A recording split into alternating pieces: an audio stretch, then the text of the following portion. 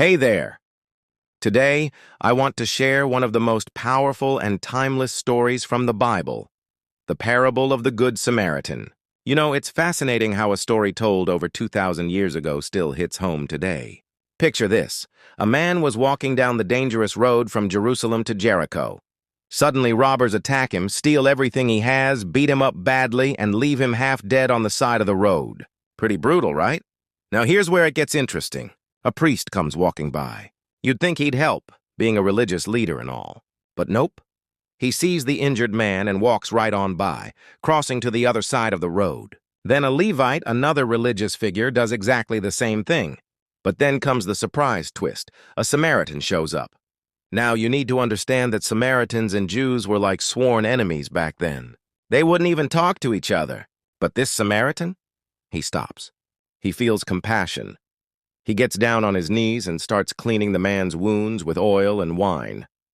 He puts the stranger on his own donkey, takes him to an inn, and even pays for his care. Here's the kicker.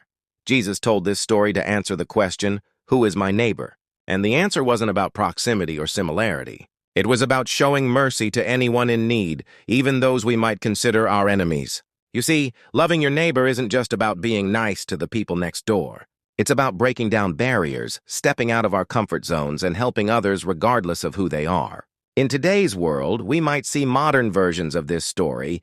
Maybe it's helping someone who believes differently than us, comes from a different background, or even someone who's been unkind to us. Think about it. When was the last time you had the chance to be someone's good Samaritan? Sometimes the smallest acts of kindness can make the biggest difference. Maybe it's helping a stranger with their groceries, supporting someone who's going through a tough time, or just being there to listen. Remember, love isn't just a feeling, it's an action. And sometimes, the most meaningful way to show love is by helping those who can't offer anything in return.